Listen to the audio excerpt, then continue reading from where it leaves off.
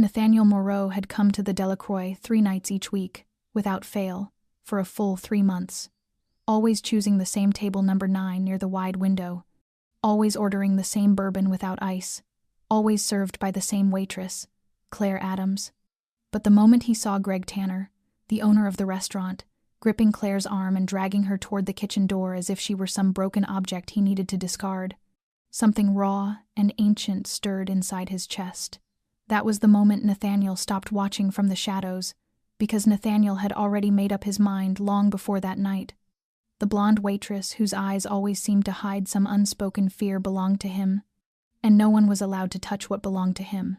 Claire Adams never understood why Nathaniel Moreau kept returning to the Delacroix, an old French-style restaurant hidden in the historic heart of New Orleans. He was not the kind of man who dined alone, nor the kind who would sit for 3 long hours sipping bourbon and staring quietly toward the glowing lights of Bourbon Street. But he came, regularly, silently, always on time, as if he could not afford to miss something, and Claire was the only one who ever served him. At first, it was coincidence. Later, it became a request. Claire always felt something unsettling about that customer. Too silent, too calm, his gaze cutting through her like it could see whatever she tried so hard to bury. Nathaniel was not like the other men she had ever known, not like the drunken customers who flirted with her at the end of a long shift, not like her former husband who had turned her life in Montana into a 5-year nightmare. Nathaniel was different. His danger did not roar. It rested in silence. It was not a loud threat, but a chilling precision in everything he did. Claire knew little about him, only that he always came with 2 men in black suits, who stood far enough away to blend into the background. Men who never ate, never spoke, but never stopped watching the room. And when Nathaniel entered, the other servers moved aside, the other guests grew quiet, and no one dared sit at table number 9 but him. Claire did not want to work nights, but she had no choice. When you are running from a man who once swore he would kill you if you ever left, when you have no proper papers, no references, no stable bank account, you take whatever shift keeps the questions away. She chose the late shift because people spoke less, because the tips were better, because the quiet helped her pretend her past no longer existed. But tonight, everything shattered. Greg Tanner, a man well past 50 with a smile that never reached his eyes, suddenly appeared behind Claire as she was clearing a wineglass from a table. "Claire," he said, gripping her elbow, "we need to talk." "In the kitchen." Claire pulled her arm back on instinct, her eyes sweeping the room in a silent plea for someone to intervene. No, one spoke. No one moved. Except for one man. Nathaniel Moreau sat leaning back in his chair, his bourbon in hand, his eyes fixed on the scene before him, motionless and silent, yet something in that gaze shifted. Claire did not see it, but she felt it, felt the air in the room tighten, felt Greg's steps pulling her faster and faster, and felt something awakening, something vast and dark, and ready to erupt from the shadowed corner where the most powerful man in New Orleans sat watching in absolute stillness. Claire did not know exactly when she began counting his footsteps. Perhaps it was the 3rd time he came in, still wearing that simple black suit without a tie. His sleeves rolled just enough to reveal the strong veins running along his sun-touched forearms, or maybe it was the first time his gaze lingered on her for longer than a few seconds, long enough to make her heart stumble in her chest. Whatever the moment was, by now, every night when the clock struck 10, her body tightened without warning, bracing itself with the instinct of someone who had learned survival the hard way. Nathaniel Moreau was unlike anyone who had ever walked through Claire's life. He was quiet, never demanding, never crude, yet there was something in the way he looked at her in every measured movement, every small nod, every soft greeting, that carried an invisible weight powerful enough to make her tremble, and yet unable to turn away. His eyes always spoke before his mouth did, dark and steady, too aware to belong to an ordinary customer. There were moments when Claire caught herself wiping the glass he always used even though it was already spotless, and there were other times when she stood still before the mirror in the staff room, adjusting her crisp white shirt and tucking her hair behind her ear, only to laugh bitterly at herself for such a foolish thought. She was not going on a date. She was a woman running from death, working night shifts in a restaurant where no one asked too many questions, earning just enough to pay rent for a tiny apartment and stay invisible. She should not have been drawn to a man like Nathaniel, but she could not deny that she was. He was dangerous in a way that had nothing to do with noise or arrogance, not the polished handsomeness of real estate brokers or businessmen dining with partners, but a raw, edged magnetism, as if he had stepped out of a world no one dared question. He was tall, broad-shouldered, with calloused hands that belonged to someone who had lived through things, and dark brown hair he brushed back only for a few strands to fall across his forehead. Claire noticed because each time he tilted his head, his hand would rise to smooth his hair in an unconscious motion that sent a ripple through her chest. She knew nothing about him beyond the name written in the reservation system, Nathaniel Moreau, 45 years old, no clear occupation, always arriving alone, always choosing table number 9, always ordering bourbon without ice and seared foie gras if it was still available on the menu.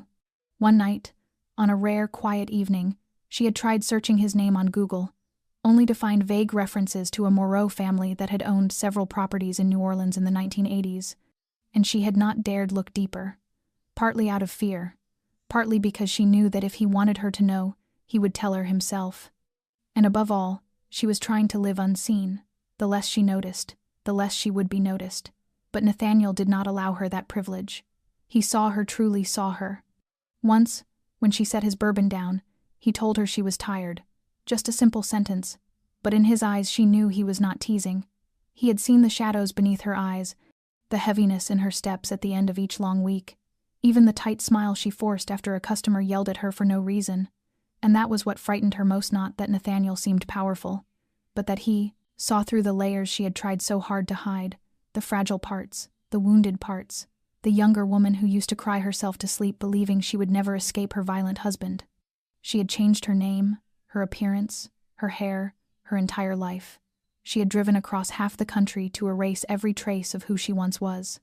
But Nathaniel's gaze felt like a blade gently slicing through her disguise, leaving her exposed in a way that made her wonder whether she wanted to flee or remain exactly where she was. Claire had once carried a different name, Emily Brooks, a girl with long chestnut hair, bright eyes, and a soft voice, a girl who believed that loving the right man was enough to build a happy life. She met Josh Adams at 21, fresh out of teacher training, returning to a small Montana town to teach first grade. Josh had been a young officer then, handsome, charming, with the proud gaze of a man who lived to control every inch of his world. He was the first person to tell Emily she was smart and graceful, different from the rural girls who only dreamed of marriage and children. He called her the bigger dream of his life, and Emily, in the innocence of youth, believed him. They married 6 months after their first meeting. The wedding was small and simple, but Emily once thought it was the happiest day she would ever live. The town had barely more than 2,000 residents, small enough that everyone knew everyone, and Josh quickly rose through the ranks, eventually becoming the youngest sheriff the county had ever had. Power changed him. The smiles faded. Affection became control. Emily could not go for coffee with female coworkers, could not wear skirts above her knees, could not call home after 8 in the evening. Everything she did was monitored. First came control, then jealousy, then violence. The first time Josh slapped her was on an autumn evening, when she returned home 10 minutes late after a parent meeting. She remembered standing frozen in the kitchen, fast food bag still in her hand, her cheek burning, her eyes stinging not from pain, but from shock. Josh held her afterward, whispering that it was only because he cared too much, loved too much, and Emily apologized. Most of the years that followed were a toxic loop of affection and fear. Josh did not hit her every day, but she never knew when the storm would come. One wrong word, one glance from a male coworker, even forgetting her keys, anything could ignite him. Sometimes she was shoved to the floor, other times his hands wrapped around her throat until her vision dimmed. And then came flowers, apologies, promises that never lasted. Some mornings she covered bruises with makeup and went to school, smiling at her students as if nothing had happened. She endured 5 long years of that life, until the final night. The night when Josh, drunk and furious because she refused intimacy when she did not feel safe, pushed her against a wall and whipped her back with his belt like she was an unruly child. She screamed, and when he lunged toward her again, his hands locking around her throat, she truly believed she would die. Not as a possibility, but as a cold, absolute certainty. Her heart pounded, her vision blurred, and the only thought that cut through the terror was that she did not want to be buried under the name Emily Adams. After Josh passed out on the sofa, reeking of beer and smoke, She went to the bedroom, grabbed an old bag, stuffed in a few clothes, her small savings book, her ID, and a pair of scissors. Then she walked into the bathroom and stared into the mirror for a long, trembling moment. The woman staring back at her was no longer Emily, no longer the gentle teacher adored by first graders. She lifted the scissors and cut off the long hair Josh had once called the pride of a proper wife, each chop a small act of freedom. When her hair barely brushed her shoulders, she walked to her car, started the engine, and drove into the lightless night without knowing where she was going, only that she had to live. Claire Adams was born at 3 a.m. when her old car stopped at a gas station in Nebraska, and she found herself standing in the restroom mirror with short, messy hair and panic still trembling inside her chest. Claire was a random name she took from the cashier's badge. Adams was the only piece she kept from her past, a reminder that she still existed. And from that moment on, she vanished from Emily, from Montana, from the monster named Josh. But darkness does not disappear. It follows quietly, slipping into dreams, into glances, into every careful step she takes. She once believed that if she stayed hidden long enough, it would fade. Until she met Nathaniel Moreau, and realized there are gazes far more dangerous than the hands that once closed around her throat, yet none of them made her want to run. Claire arrived in New Orleans on a rainy afternoon in April, her old car, almost giving out after a journey of more than 1,000 miles. And she did not really know why she chose this city. Maybe because it was far, maybe because it was crowded and loud enough for someone who wanted to disappear to blend into the masses, or maybe simply because of its name, New Orleans, which sounded like a new beginning. She rented a small studio on the 3rd floor of an old building in the Garden District, where the staircase creaked with every footstep, and the walls were thin enough that she could hear the neighbor's television.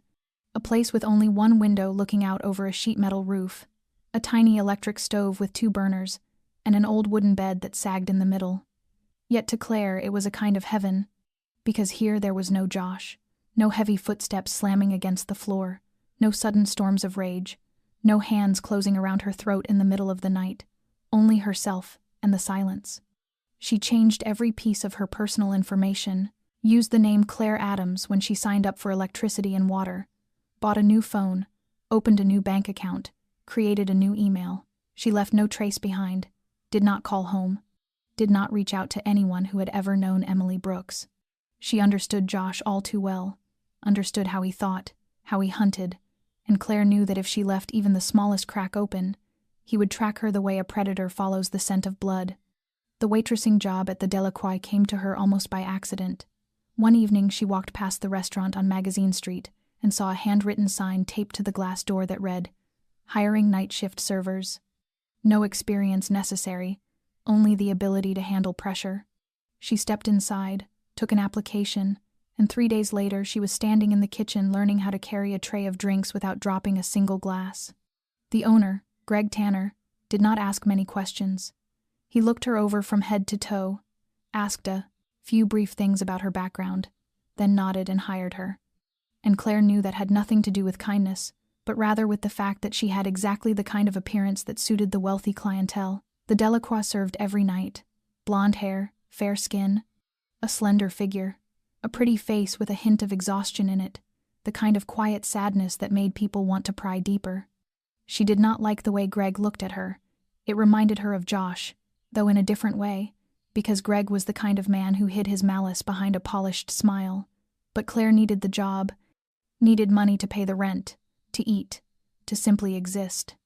The night shift usually began at 6 p.m. and ended around 2 a.m, sometimes later. Most of the customers were businessmen, politicians, or people with hidden power whose occupations Claire never dared to ask about. She learned how to listen without responding, how to smile without revealing anything, how to move softly as if her presence were hardly there at all. She hid herself behind crisp white shirts, behind old French music, behind the clink of glasses and the low murmur of private conversations. Claire thought she could live like that forever, quiet, without a trace, with no one truly knowing who she was. But there were still moments when fear rose in her like an underground wave, when a male customer stared at her for too long, when the sudden slam of a door made her heart jolt, when she opened the mailbox in the morning and found an unfamiliar envelope, even if it was only advertising. She still slept with an emergency bag under the bed, packed with a few changes of clothes, false documents, and some cash. Every night before going to sleep, she checked each lock 3 times, pulled the curtains tight, and never slept deeply for more than 2 hours at a time. She was alive, but she was not truly living. That was how things stayed until Nathaniel Moreau began walking through the class doors of the Delacroix every Monday, Wednesday, and Friday evening, each of his footsteps landing like a steady knock against the walls she had built around herself. Claire did not know whether she feared him, was curious about him, or was being pulled toward him by some weightless force, but she knew one thing with a clarity that unsettled her. If anyone could see Emily Brooks beneath the shell of Claire Adams, it would be Nathaniel, and she did not know whether that was a comfort or a very real threat. Claire did not remember exactly when Nathaniel's gaze started making her feel like a secret being peeled open. Maybe it was on an early summer evening when she set his bourbon down, and his fingers brushed lightly against hers. A brief, accidental touch, but enough to stop her breath. Or maybe it was in the way he would give her a small, deliberate nod each time he left, as if to say, "I see you," without saying a word. But that night was the first time he left anything behind besides his eyes. After paying his bill as usual, ordering seared foie gras, drinking a single bourbon, sitting for nearly 3 hours and only occasionally glancing at his phone, Nathaniel stood up. Claire approached with the check as she always did, forcing the polite smile that was neither overly warm nor cold, and he took the bill, signed it, and as he handed it back there was a black business card placed beneath it. No logo, no title, only a name pressed into it in silver ink, Nathaniel Moreau, and beneath that a single line of cell phone numbers. Claire looked down at the card and then up again, her eyes meeting his. Nathaniel tilted his head just slightly, a movement so small no one else in the restaurant would have noticed, and spoke in that low voice of his, not loud, yet somehow clear over the clink of cutlery and the faint jazz in the background. "If you ever need anything." His tone held no invitation and no hint of condescension. It sounded almost like a statement, an unspoken promise. Claire's fingers tightened around the edge of the card as she murmured a mechanical "thank you" and stepped back, trying to keep her hands from shaking at the unexpected gesture. Later she stood in the staff room for almost 10 minutes, staring at the business card as if it were a piece of silk hiding a blade. No one gives a personal card to a waitress. No one says if you need anything to a stranger without wanting something in return. Claire had heard too many lines like that from Josh, and from men who came close only to take something from her body. She understood the language behind polite words. Yet what tangled her thoughts was that with Nathaniel there had been no sign of seduction at all. No attempt to linger. No playful remarks. No compliments. No hungry looks like those other men. He simply observed, and tonight he had left her with something she did not know how to handle. From that moment until the end of her shift, she kept the card in the pocket of her apron, and each time her fingers brushed against it, she felt as if she were touching a question. On the ride home, the rain began to fall, raindrops ticking against the window of the old taxi, reminding her of the night she left Montana. Rain then too, alone then too. The same restless uncertainty about whether what she was doing was right. When she reached her little studio, Claire slid down onto the floor with her back against the door she had locked with 3 different bolts and finally took the card out. She did not call, of course she did not, but she did not throw it away either. Instead, she slipped it between the pages of an old book beside her bed, where she knew she could find it any time. She told herself it was just a polite gesture, that a man like Nathaniel could not possibly care about someone like her, that if she trusted anyone too quickly, too easily, the price would be another night with a hand closing around her throat in the dark. Yet no matter how many times she tried to reason with herself, one thing stayed with her like a tiny thorn under the skin. The look in his eyes when he said those words, stripped of desire and scheming, holding only one thing, seriousness. And that seriousness frightened her more than anything, because it felt real. And if it was real, she did not know whether she had any strength left to accept it. Claire had told herself countless times that she could endure this job for 1 more month and then another, long enough to save enough money to move somewhere else, perhaps a quiet seaside town in Maine, or a quiet suburb where few people passed through. But the longer she stayed, the more the roots of her fear seemed to weave themselves into the rhythm of her days. And tonight the very thing she had dreaded finally happened when Greg Tanner, the owner of the restaurant, stopped her just as she stepped out of the wine storage room, dressed in a black shirt with the top button undone, a polished leather belt, and the kind of gaze Claire had pretended not to notice too many times. "Claire," he said with a voice light as air. "There is a special event tomorrow night in the penthouse. One of my longtime clients wants a private celebration.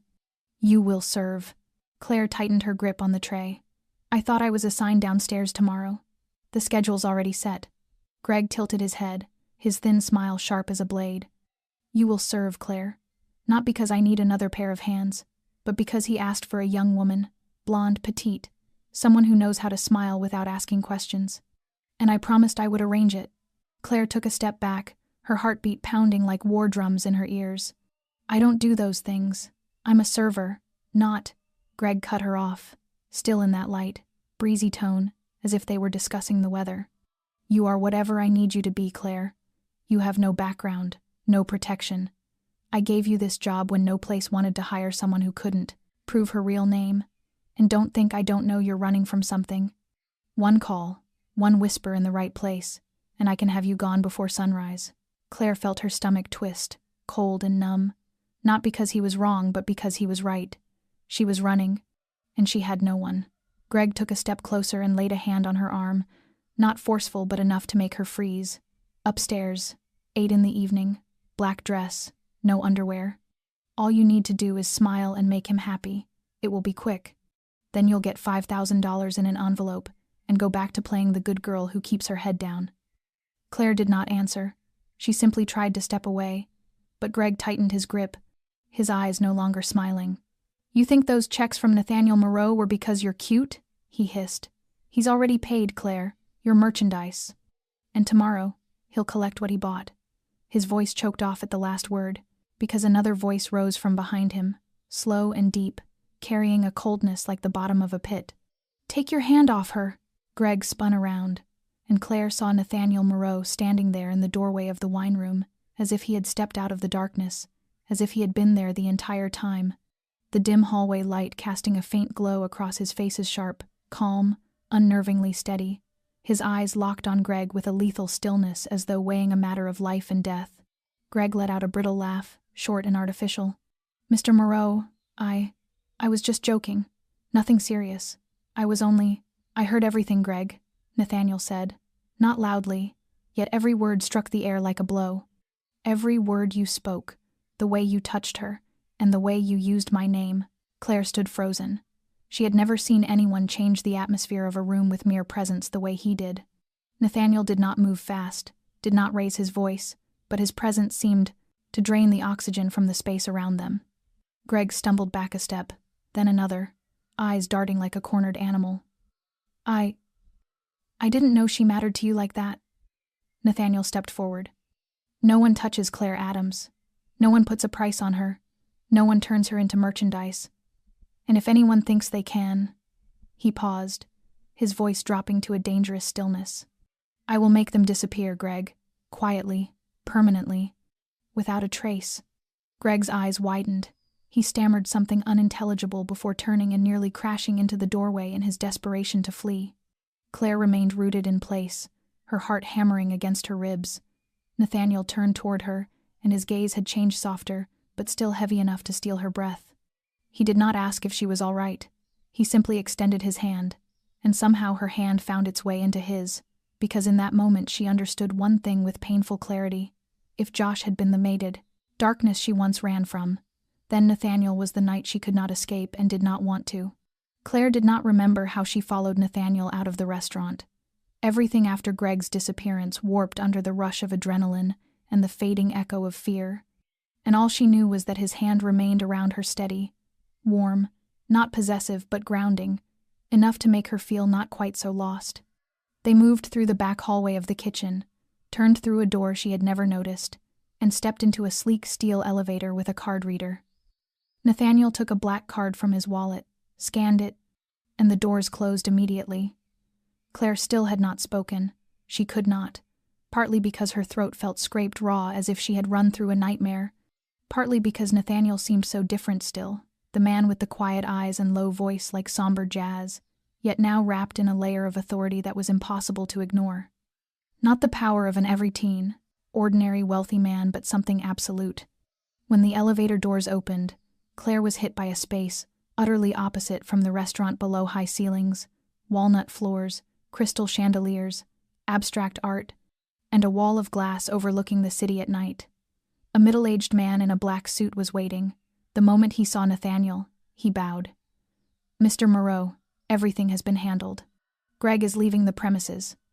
I had someone escort him to his vehicle and instructed him not to return. His profile has been removed from the system." Nathaniel nodded. "Thank you, Louis.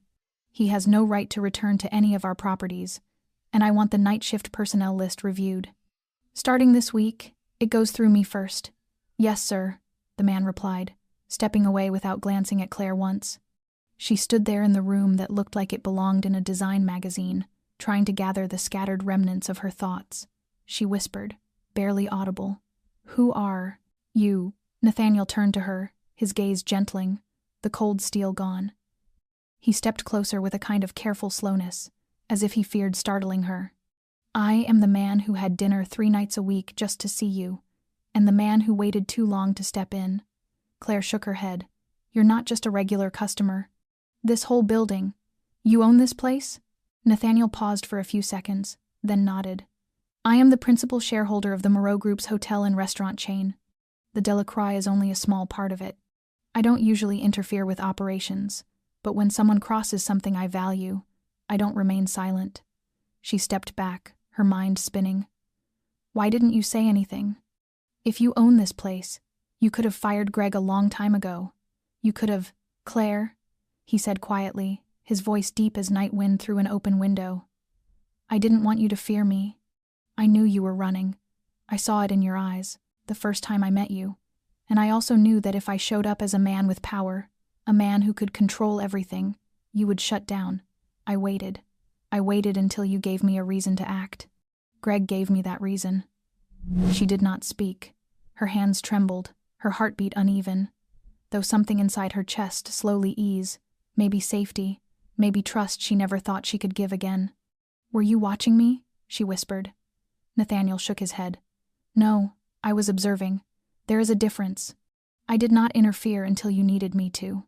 Claire looked at the glittering room, the reflection of the city in the glass, the man standing before her, and suddenly the things that should have terrified her no longer did, because for the first time in years, someone was not trying to possess her but was standing ready to protect her, asking for nothing, demanding nothing, binding her to nothing. And the most frightening thing was no longer who Nathaniel was. It was her whether she had any capacity left to trust someone honestly. But when he extended his hand toward her again, Claire did not step back. She placed her hand in his, not because she was forced, but because she wanted to. And that choice was the first step toward no longer being a victim. Nathaniel led Claire down a long corridor carpeted in a deep wine color, the soft light from the wall sconces turning everything strangely warm and quiet. Neither of them spoke for the first few minutes, each footstep sinking into the carpet like a heartbeat slowing after a storm. Claire was still reeling, but not from fear. For the first time in years, she was not handling a dangerous situation on her own, not running, not bracing herself, not pretending to be all right. Nathaniel stopped in front of a pair of white double doors at the end of the hallway, swiped his card, and pushed them open. The room that unfolded before her looked like something she had only ever seen in magazine photographs: pale oak, floors, high ceilings, long white curtains pooling on the ground, a large sofa upholstered in soft silver gray velvet, and beyond that, a wide balcony open to the Mississippi River shimmering with nightlights. Nathaniel dimmed the lights, slipped off his jacket, loosened the cuffs of his shirt, and turned to her, his voice low and gentle like air moving past a window. "Sit down. I will fix you something warm to drink." Before Claire could react, she found herself sinking into the soft cushions, her hands laced tightly together to stop their shaking. Nathaniel stepped behind a small bar in the corner, poured 2 drinks, one a pale gold and the other a deep red, and set the lighter one carefully in front of her. "A mild cognac," he said. "It will help you sleep, not too strong." Claire lifted the glass and took a hesitant sip. Warmth unfurled across her tongue, slid down her throat, and spread into her chest. And for the first time in a long time, she felt undeniably alive. Nathaniel sat, across from her, not too close but close enough that she could feel his presence like an invisible wall standing between her and the world. They sat in silence for a while, the only sounds the ticking of a small clock and the faint patter of rain against the glass. Claire glanced around the elegant room, then back at him, and spoke softly, almost like a confession. I cannot remember the last time I felt this quiet. Nathaniel tilted his head, his eyes softening. You are safe now, he said. I give you my word. Claire let out a small, bitter smile. That is what Josh used to say. After every time he hit me, he would hold me and whisper that I was safe, that he would never let anyone hurt me. Nathaniel did not respond right away. He simply looked at her for a long, slow moment, then said with quiet certainty, I am not him. I will never lay a hand on you if you do not want me to. I will never push you anywhere you are not ready to go. You can stay here as long as you wish. The door is not locked. If you want to leave at any moment, you are free to walk out. I only want you to know there is someone willing to stand beside you, not because of who you are, but because you deserve that. Claire turned her face away, swallowing against the tightness rising in her throat. It had been so long since she had heard a kind sentence that did not come with a hidden price, so long since she had been allowed to choose. She leaned back, drew a long breath, and closed her eyes for a brief moment. And in that fragile pause, Josh did not rush into her mind the way he usually did. There was only the sound of rain and the faint scent of liquor in the air. Nathaniel rose, disappeared into the next room, then returned with a soft sweater and draped it over the arm of the chair. You can sleep in the bed, he said. I will stay out here. There are clean clothes in the closet in several sizes. If you need anything, press the button on the phone. The night staff will help you. Or you can call me. My number is 1.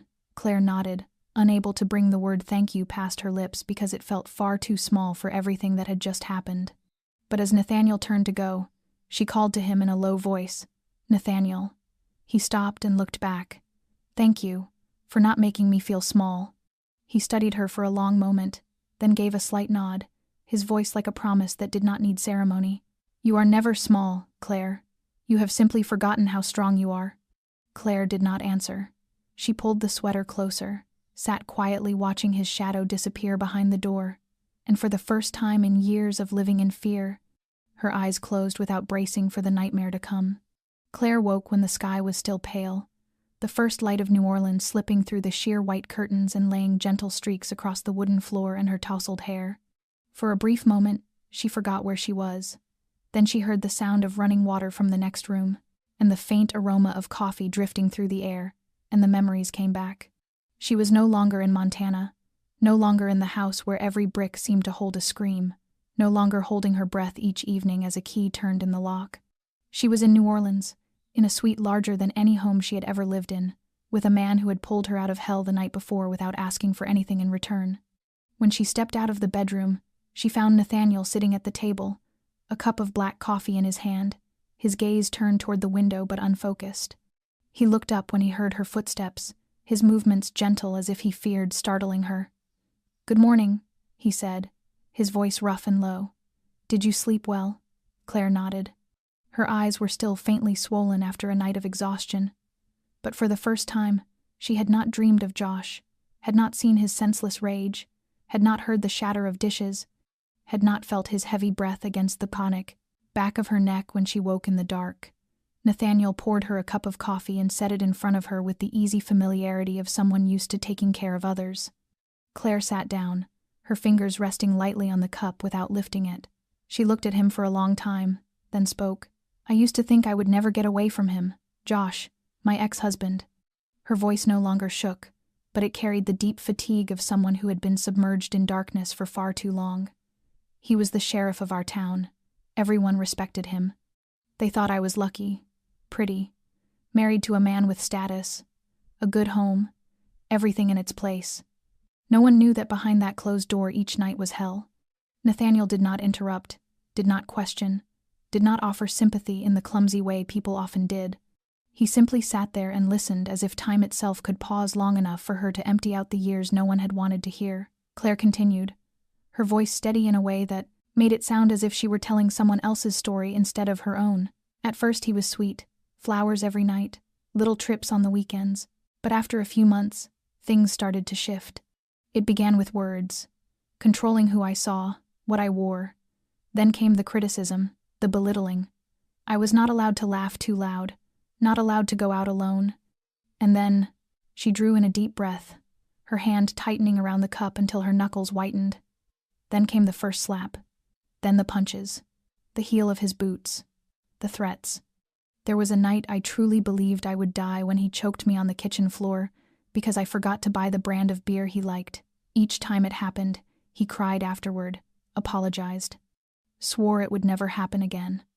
And I forgave him, because I had nowhere to go. I had no one. I was young. I was foolish. Nathaniel remained silent, though his eyes had darkened, not at Claire but at the ghost named Josh that still haunted her memory. Claire gave a small, sad smile. Until the last night. He was drunk. I thought he had passed out, but he had not. I walked into the bedroom and he was standing there with a gun in his hand, telling me that if I ever even thought about leaving, he would not kill me right away. He would kill my parents, kill the dog I used to have, kill every person I had ever loved, and then he would leave me alive just long enough to watch it all. I ran when he went into the bathroom. I took nothing but my wallet and that old car. I drove through the night. When I ran out of gas at a station in the middle of nowhere, I cut my hair in the restroom, threw away my phone card, changed my name, and eventually, I came here. New Orleans. Nathaniel nodded slightly. I had guessed, he said.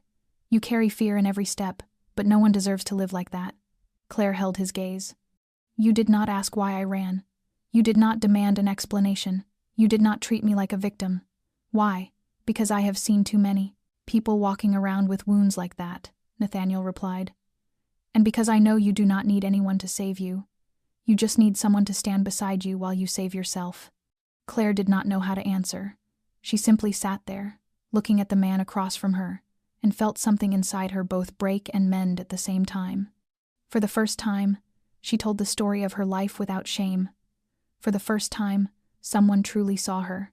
Claire sat still for a long time after she finished speaking, her eyes carrying the residue of exhaustion, yet holding a small, unfamiliar calm. And the silence between them was not heavy, but more like the quiet after a storm, when everything has stopped raging but has not yet returned to normal. Nathaniel rose from the table, walked to the small bar in the corner, poured her a glass of red wine, and set it in front of her. She accepted it without thanking him, offering only a faint nod. Thank you for telling me everything, he said, his voice low and composed as always, but carrying a deeper gravity this time. Claire looked at him, truly looked into his eyes without fear for the first time. There is something you need to know, Nathaniel continued, placing his hand lightly on the table, not touching her but close enough that she could feel his presence. I knew you were not Claire from the beginning.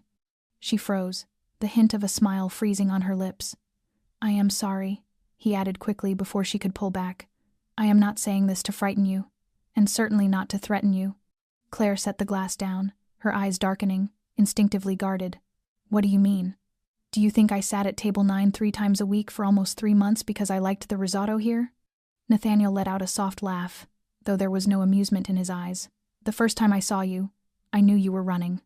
You kept your head down, kept your distance, and always angled yourself toward the door, as if ready to flee at any moment. I saw your hands tremble when a male customer came too close. I saw you walking slower than usual after your shift, as though you were reluctant to return to where you lived. Claire said nothing, her heart pounding hard enough that she could feel it in her fingertips. I had someone look into it, Nathaniel confessed, not trying to soften the truth. At first, it was only to verify your identity, to see whether you posed any danger to me. But when I found out the truth, when I learned you were Emily Brooks, the former wife of a sheriff named Josh Adamza, man under internal investigation for violent conduct and abuse of power, I knew I could not stay uninvolved. His eyes held no dominance, no threat, only a man offering honesty with steady sincerity. I had someone keep tabs on Josh, make sure he was nowhere near you. I placed discreet security around the restaurant. Asterisk. And after I confirmed who Josh was, a disgraced officer with a history of violence, I had a covert security team follow you, 24/7, any time you left the building. I couldn't risk him finding you when you were alone. Asterisk. And when Greg touched you, I knew immediately. Claire remained quiet, but her gaze had shifted. She was no longer afraid, she was evaluating him. I know you think I violated your privacy, Nathaniel said, and maybe I did, but I do not regret it. Because if I had to choose between waiting for you to speak your fear out loud or acting before someone hurt you again, I would choose action every time. Claire raised her eyes to him, and for the first time, she did not see Josh's shadow superimposed on the man in front of her. Nathaniel was not asking for forgiveness, not demanding gratitude. He simply placed his hand on the table, open and waiting. I do not know if you can trust me, he said softly, but you do not have to carry all of this alone anymore. If you allow it, I will stand beside you not to lead you, but to steady you when you need it. Claire looked at that hand, and strangely, instead of feeling controlled, she felt relieved. Not because someone would handle life for her, but because someone finally saw here every crack, every tightening of her shoulders and still stayed. I do not know what to say, she whispered. You do not have to say anything, Nathaniel answered. Just know that with me, you are not invisible. You have never been invisible, and you deserve to be seen. Claire set her hand in his, and for the first time in years, she let someone truly touch her, not her body, but her trust. The next morning, Claire woke in the quiet suite with early light sliding through the curtains, the soft comforter, the subtle scent of essential oils, and a silence she had never known, making her take a few seconds to remember where she was. This was not the small rental room with a rattling window and the constant hum of traffic.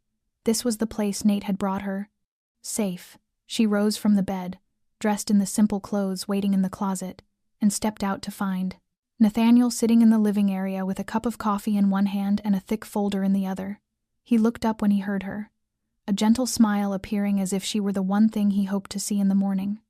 Good morning, Claire, he said, handing her a freshly poured cup whose aroma filled the room. Sit, he added when she hesitated. I want to discuss something important. Claire sat opposite him, holding the warm cup as if it were an anchor. Nathaniel set the folder on the table and tapped the cover. I have thought a lot about last night, he began, and I do not want you returning to Delacroix, at least not as a server. Claire paused. What do you mean? I have an opening in the management office for the hotel chain, he explained. I need someone trustworthy, careful, and capable of tracking inventory, orders, and supply coordination across our properties. You have worked in a restaurant, you know the system, know how to handle pressure. I think you will be a good fit. Claire frowned slightly. It was a kind offer, but overwhelming in its suddenness. I do not have the qualifications, she murmured. I have no office experience. I know, Nathaniel said with a nod, but I trust your instincts and your attention to detail, and you can learn the rest. There is a support team, introductory guidance, and the salary is far higher than serving tables. Standard hours, no drunk customers, no Greg, and most importantly, a job with real future.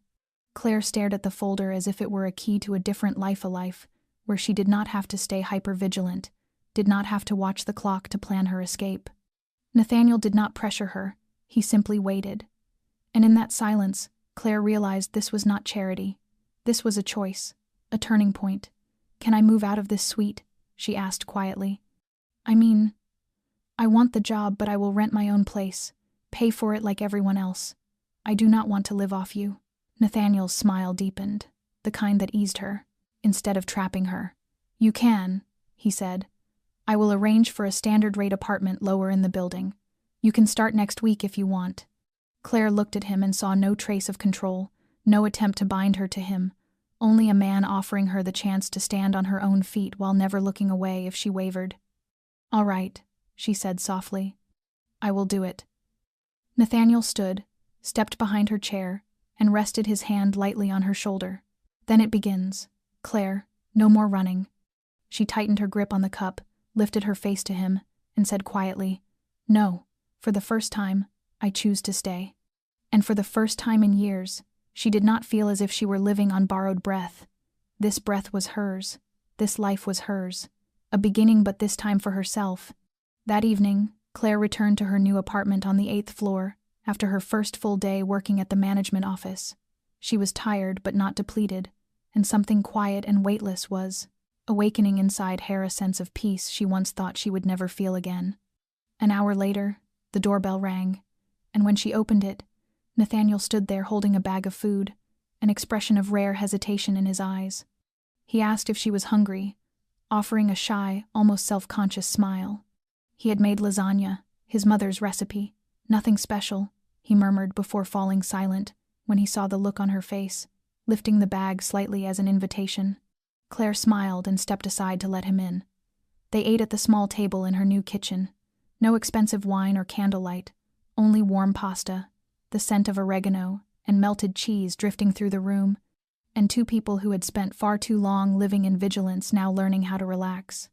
Claire told him about a missing inventory sheet at one of the hotels, about a receptionist who talked as fast as a spinning wheel, and a manager who insisted on double-checking invoices on a handheld calculator despite having reliable software. Nathaniel never interrupted. He listened, nodded, and smiled occasionally, and Claire felt a small, unexpected warmth unfurl in her chest. After they finished eating, they cleaned up together, and when their hands brushed as they reached for the same plate, Claire startled lightly but did not pull away. Their eyes met, and for a suspended moment everything fell quiet except the sensation of skin and breath. Nathaniel looked away first, returning to the dishes as though nothing had occurred, but Claire remained still, her heart thudding, her mind spinning with unspoken thoughts. When everything was tidy, they stepped out onto the balcony. The New Orleans night was warm and humid, streetlights flickering through a veil of haze, and Nathaniel stood close enough that their shoulders might touch if one of them leaned the slightest bit. He told her he cooked when he felt things slipping out of his control, that after his father died his mother had made him learn 3 basic dishes so he could keep a piece of family in the middle of chaos. Claire turned to him and asked which dish she had just eaten. He smiled and admitted it was the only one he was truly good at, lasagna, and Claire laughed, surprised by the sound of it coming from her own throat.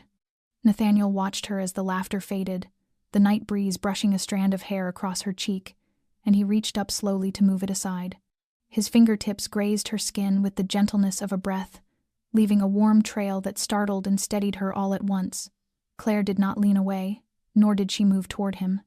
They stood there in the soft yellow glow and humid night air, something delicate and unspoken suspended between longing and restraint. When he withdrew his hand, an unexpected emptiness followed, and he murmured, almost whispering, that if she wished, he would cook again the following week. Claire nodded and said she would bring the wine. He smiled. So we have a date. Then, at the door, their final glance lingered in the air like an echo that refused to fade. No kiss, no promises, only a gentle evening shared by two people once shattered, now learning to feel small, quiet things again. And it was the beginning of something growing silent, slow, and impossible to stop. 4 days after that warm dinner, Nathaniel returned, this time without calling ahead. Claire had left the door unlocked as if some small part of her had quietly hoped he would come, and he did. In the kitchen, she had already prepared a simple pot of Italian soup, garlic butter bread arranged neatly on a tray, and a bottle of red wine breathing on the table. When he stepped inside, their eyes met in a quiet that needed no greeting, no explanation. Everything was prepared without either of them having to ask. They shared the meal as if it were the most natural thing in the world, as though they had eaten hundreds of dinners like this in a life neither of them had ever truly been allowed to have. Afterward, Claire cleaned while Nathaniel opened the wine, and she heard the soft pop of the cork, the dark liquid flowing into glass like a tender soundtrack beneath everything. When she returned to the living room, he stood by the window with 2 glasses, offering one to her, and when she accepted it, their eyes met with the resonance of an unspoken promise. They said nothing as they sat on the sofa, their shoulders brushing. Claire felt his steady breath, the warmth of him, and the silences between them no longer felt heavy. Time passed without effort, without hidden edges. After she set her glass down, Claire turned toward him, the golden light reflected in her eyes, shimmering and quiet, and something began to move inside Hera, gentle yearning not to erase the past, but to touch whatever was blooming in the present. Nathaniel looked at her, his gaze drifting slowly from her eyes to her mouth and back again. Claire drew a long, steadying breath. Her hands trembled slightly, but she did not turn away. Instead, she leaned in and brushed her lips against his question more than a kiss. Nathaniel did not rush, did not pull her closer. He let her choose, and when she leaned in again, he met her halfway. Their lips touched once more, this time deeper, slower, still cautious as though they were both stepping across a sacred threshold they did not want to break. The kiss lengthened, gentle but charged with a long-held restraint finally loosening. When Claire pulled back slightly, Her eyes were bright with unshed tears. She whispered an apology without knowing why she was crying, and Nathaniel lifted his hand to brush away the tear with his thumb. "You do not have to apologize," he murmured. "I understand." She placed her hand on his chest, feeling the strong, steady beat beneath his shirt. "I am not sure I am ready for everything," she breathed, "but I know I do not want to keep being alone." Nathaniel lowered his forehead to hers, his voice nearly a breath. "Then, tonight, we stay here. Just the two of us. No past, no labels." Claire nodded. They rose together, their hands finding each other as naturally as if they had always known the path. Neither spoke as they entered the bedroom. The pillows were arranged neatly, the sheets clean and soft with the faint scent of fresh linen. Claire slipped off her sweater, her bare shoulders catching the warm lamplight. Nathaniel did not touch her immediately. He looked at her for a long moment, as if memorizing every detail with reverence before letting his hands reach her. Everything unfolded slowly, with respect, with an almost tender restraint. Nothing hurried.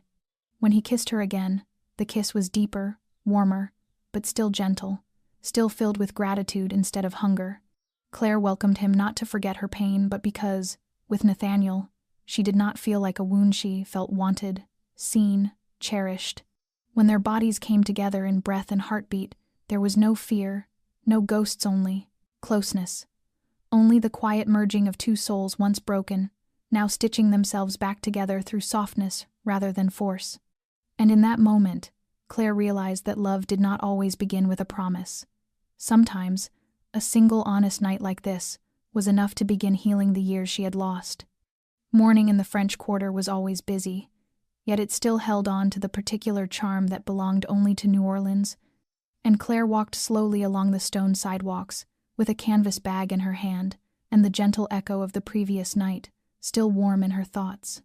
The sky was lightly clouded, the air cool, and she was on her way to the familiar little cafe at the corner of Royal Street, where she usually stopped on Saturday mornings. Everything felt almost too peaceful, too perfect, enough to make her nearly believe that the past truly had stayed behind her. But as she turned into the narrow passage between two buildings, a hand suddenly clamped around her elbow and yanked, jerking her backward off balance. Claire gasped, heart leaping, and before she could react, a familiar voice rasped out, hoarse and cold enough to steal the air from her lungs. "Hello, Emily." She froze, her whole body gone numb. The dark blue eyes staring back at her belonged to the face she had seen 100 times in her nightmares. Josh Adams stood there, his hair shorter than before, but with the same wild, unhinged look in his eyes that she remembered all too well. He was thinner, his cheeks hollow, yet that raw, unapologetic violence still radiated off him like heat from a fire. Claire tried to scream, but he moved faster, his other hand slipping inside his jacket and pulling out a small black gun, short and dark as midnight. "Shh," he whispered, his voice sweet as poison. "You scream, and your blood will paint that wall right there. Understand?"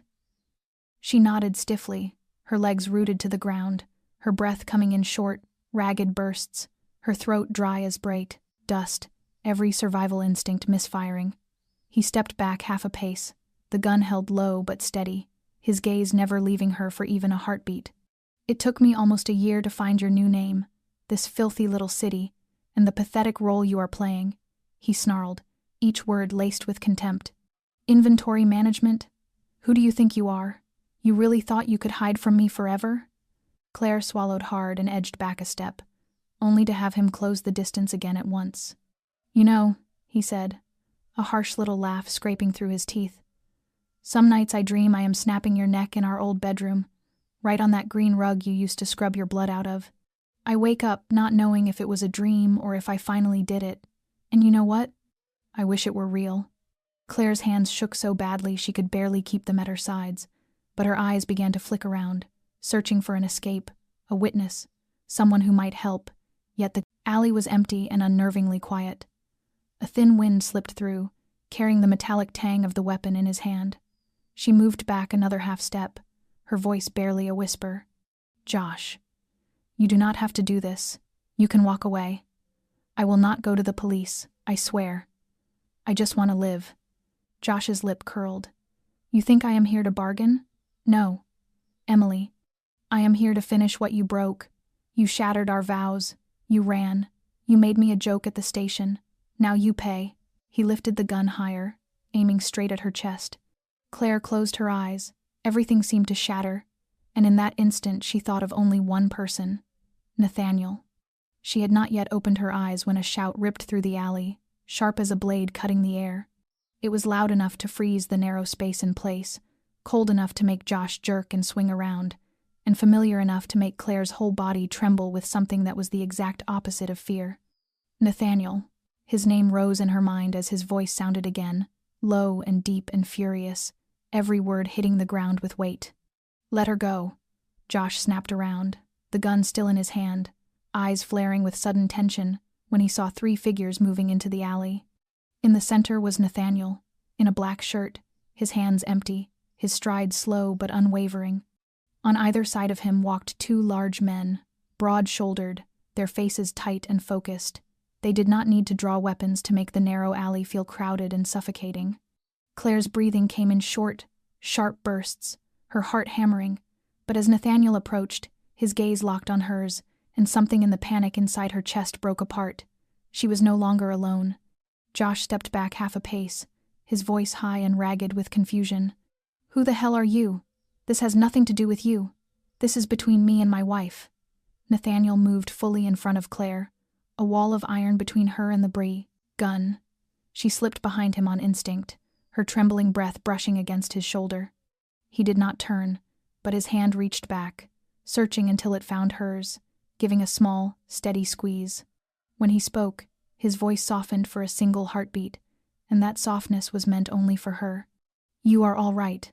I am here." Then he lifted his head, his eyes returning to Josh, his expression turning so cold it made the air drop a few degrees. "She is not your wife, and from this moment on, you will never come near her again." Josh barked out a laugh, rough and frayed. "You think you are someone special? I have a marriage license. You are just some city scum playing the big shot in this godforsaken town. Claire is mine. She belongs to me." Nathaniel stepped closer, his gaze darkening, his voice dropping so low Claire felt the vibration in her bones. "No, she belongs to herself, and if you touch her again, you will not walk out of this alley." Josh jerked the gun, higher, pointing it straight at Nathaniel's chest. "Do not think you scare me. I have dealt with thugs worse than you." Claire cried out in panic, but Nathaniel did not move. He did not step back. He did not even blink. He merely tilted his head a fraction and spoke in a voice sharp as a blade sliding across ice. "Marco." In the space of a single breath, the man on Nathaniel's right drew his gun, the silver barrel catching the morning light, and Tony mirrored the motion on the other side, 2 guns aimed at Josh, both unwavering. Josh went pale, his hand beginning to tremble around the weapon. He looked wildly from one man to the other, realizing just how little control he had left. The whole alley seemed to tilt toward Nathaniel. No witnesses, no escape. Nathaniel spoke slowly, each word a sentence. "I will say this once." Josh held his breath. "She is mine, and if you ever lay a hand on her again, or even think of it, you would be wise to run." Josh hissed, through his teeth. "You cannot threaten a police officer. You know that." Nathaniel leaned in slightly, a smile like sharpened steel touching his mouth. "This is not a threat. It is a statement." Claire felt the subtle tremor beneath his voice, not blind rage but a controlled fury that was far more dangerous. Josh lowered the gun a little, not from choice but because some primal instinct warned him that one wrong move could mean dying right where he stood. Marco stepped forward, his voice deep and clear. "Put the gun down, now."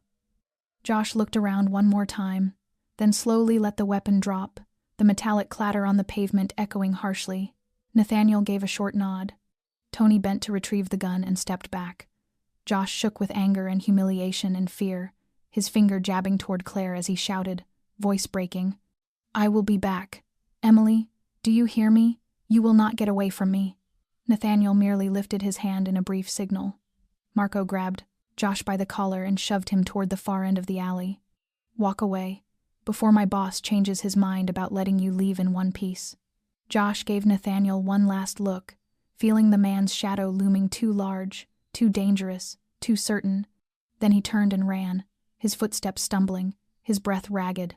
Only when the sound of him faded did Nathaniel turn back to Claire. His face transformed completely. The fury was gone, replaced by concern and a tenderness that hurt to look at. "Claire, are you all right?" he asked, his voice low and shaken in a way she had never heard, not with fear for himself but with fear for her. She opened her mouth and no sound came. Her body simply folded against him, and Nathaniel's arms wrapped around her at once, holding her as if he could shield her from everything. "You are safe now," he whispered, his voice trembling for the first time since she had known him. No one is ever going to scare you like that. Again. I swear it."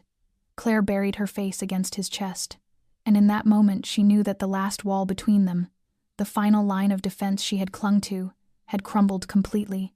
Nate had become the only refuge she trusted, and that was a place she did not want to leave. 2 days after the morning, Claire nearly lost her life in a narrow alley at the heart of New Orleans.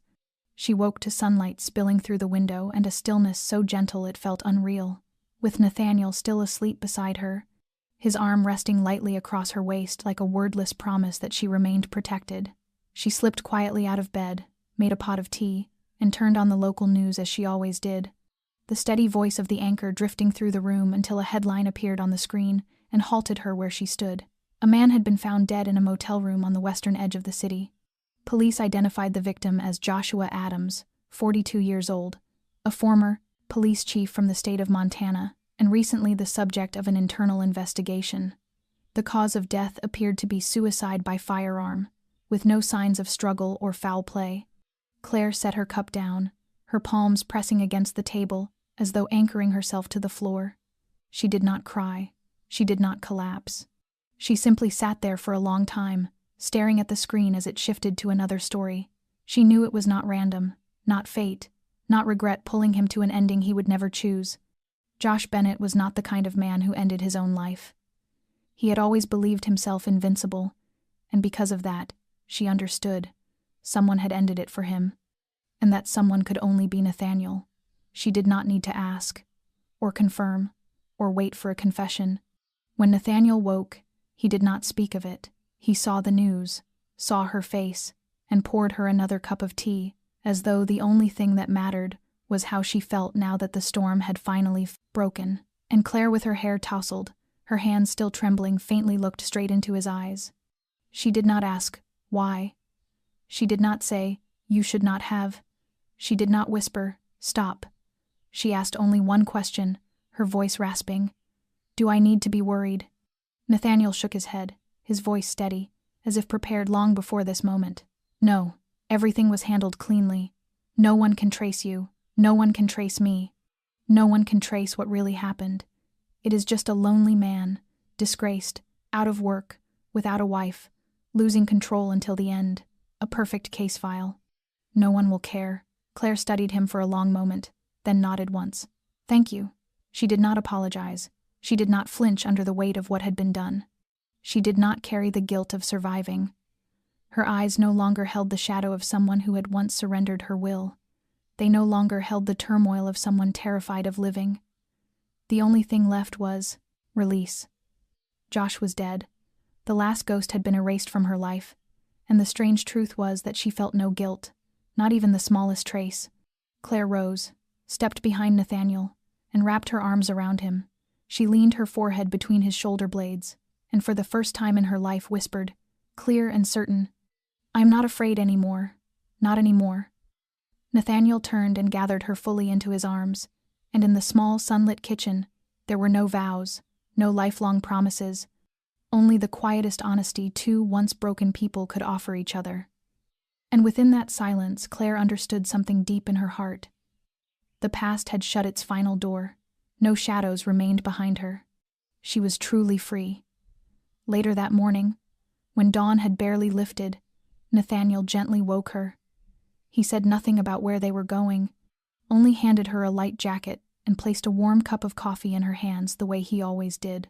Claire followed him up to the rooftop of the building, where the city lay drowsy below, and the sky held a faint blush of rose along the horizon. The air was cool, the breeze threading through her hair, while he stood ahead of her, hands tucked into his jacket pockets, watching the waking skyline as if searching for the perfect moment for something he carried inside. Claire stepped beside him, their shoulders brushing, both of them watching the sun rise slowly behind the old buildings of the French Quarter. In that moment, she did not need words. Something in the first light felt different, lighter, softer, as though the world itself exhaled in preparation for a new beginning. When she turned toward him, Nathaniel had already shifted, and in the space of a heartbeat he lowered himself onto one knee before her. Claire froze, her hands trembling, not from the cold but from the tidal swell of emotion rising inside her. His eyes held her steady, honest, carrying a question he must have carried in his chest for a long time. He reached into his coat pocket and brought out a small box of deep blue velvet. When he opened it, a simple sapphire ring gleamed inside with the gentlest light she had ever seen. No diamonds, no ostentation, just a stone the color of a deep, calm sea, like his eyes on the nights she felt most broken. Nathaniel looked up, his voice low and deliberate, each word carved into the morning air. "Claire, I have lived my whole life surrounded by things that are not real transactions disguised as relationships, promises that meant nothing. But from the first moment I saw you, I knew there was something in you that made everything I had ever known fall short. I do not want only to protect you. I want to build with you, a life without running, a home that is real." He took a breath and held out the ring. "Marry me, Claire. Let me be your peace." Claire lifted her hands to her mouth as tears spilled over, unrestrained. She had not believed she would ever trust anything lasting, again, that anyone could see through her hurt and still choose to stay. But he had stayed. Not only stayed, he had become the safest place she had ever known. She sank to her knees in front of him, not letting him wait another second, and held out her trembling hand, her voice breaking into a smile soaked with tears. "Yes, I will. I will be your wife. I will be your home, and you will be the place where I am safe." Nathaniel smiled, unable to hide the depth of feeling shimmering through him, and he slid the ring onto her finger before pulling her into his arms as if afraid she might vanish. They remained there on the wind-kissed rooftop as the city awakened below, and the sky bloomed into a brilliant wash of amber and rose. A new chapter had begun, not out of fear and flight, but out of choice. And this time, Claire was not merely surviving. She was loved, she was chosen, and she was safe in the arms of the only man she had ever dared to trust completely. The wedding took place on a boss's, quiet Saturday morning in the middle of April, in a small garden behind the home of one of Nathaniel's old friends in the suburbs of New Orleans, with no rows of chairs, no elaborate flowers, no organ music echoing through a church, only a simple wooden table beneath the branches of an old oak tree, 2 rustic chairs facing each other, and an elderly minister with a smile as warm as sunlight. Claire walked forward in a plain white dress sewn by a seamstress on Chartres Street, her hair loose, no veil, no crown, while Nathaniel waited at the end of a cobblestone path in a white shirt and a pale gray vest, his gaze never leaving her for even a heartbeat. When she reached him, he held out his hand and she placed hers in his as though they had done it 1,000 times before, and with no camera shutters, no family members, no celebration, there were only the 2 of them and a promise.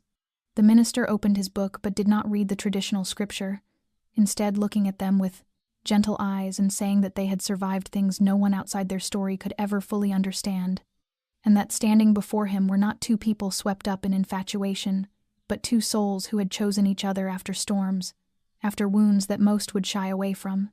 Nathaniel's hand tightened around Claire's, as if reminding her of what he had said the day he proposed, that he did not want only to protect her.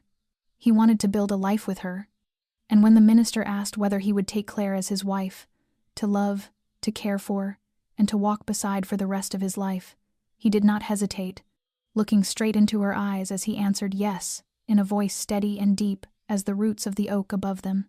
When it was Claire's turn, her voice trembled not with doubt but with emotion, and she nodded slowly, tears already falling as she whispered that she agreed, crying for the first time not from fear or pain or loss, but with the tears of healing, the tears born from a journey that had broken her and rebuilt her and finally led her to the man who did not promise to shield her from every hurt, but was willing to stand beside her no matter how many times the past tried to return. The minister blessed them softly and asked them to exchange rings, and Nathaniel slipped the sapphire ring onto her hand again, this time as her husband, while Claire took his hand and placed his ring with everything her heart carried. And when the minister invited him to kiss the bride, Nathaniel did not rush, only lifted her chin gently, looked into her tear-bright eyes, and whispered, "Are you certain?" And Claire smiled through her tears and said she had never been more certain in her life. And the kiss he gave her was sweet and steady, the period at the end of a life spent running, and the first line of a chapter where they were no longer two broken wanderers searching for refuge, but a true home for one another. As they left the little garden hand in hand, Claire glanced back on Sano in regret, but with a quiet smile for everything she had overcome, knowing she had not only survived, but had begun truly living. And now, for the first time, she was living openly in a love she no longer had to hide from.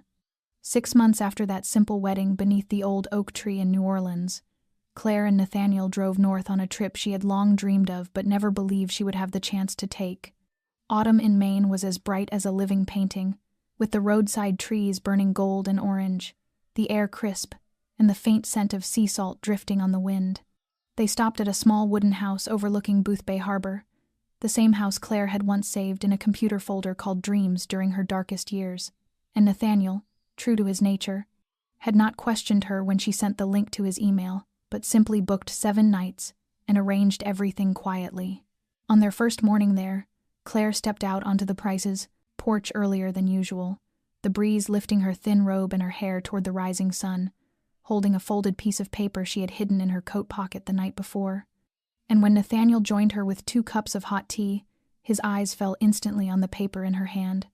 Claire turned to him with a smile that held something deeper than words, and instead of giving him the paper, she placed his hand on her stomach with a tenderness that felt like a private ritual, whispering that they were no longer two. Silence stretched for a single breath before Nathaniel tightened his hold, his eyes widening with a disbelief that quickly softened into something luminous, asking if she was certain. And Claire nodded with a quiet smile, telling him she had taken 3 tests, all the same, and that she could feel it, that her body knew. He pulled her into his arms with more strength than ever, yet with a gentleness she had never known before, and there were no shouts of celebration, no loud declarations of joy, only the sacred quiet between 2 people who had once lost everything and now held within them a new life forming out of their love. Later, seated on the long wooden bench overlooking the sea, Claire rested her head on his shoulder with her hand over her abdomen, as though shielding the most fragile thing she had ever carried, whispering that she once believed she could never be a mother, not because of her body but because her heart had held no room for anything bright. And Nathaniel kissed her hair and told her she was the strongest woman he had ever known and would be the most wonderful mother. They stayed there for a long time with the waves rolling against the shore, as if singing a welcome to the beginning of something new, and as the sun climbed higher and warmth spread across the world, Claire smiled to herself, knowing that for the first time she was not only dreaming of a life by the sea but truly living it with the man she loved and with a child growing inside her, born from the best of what they had given each other. And for the first time, the future was not something to fear but something to hope for.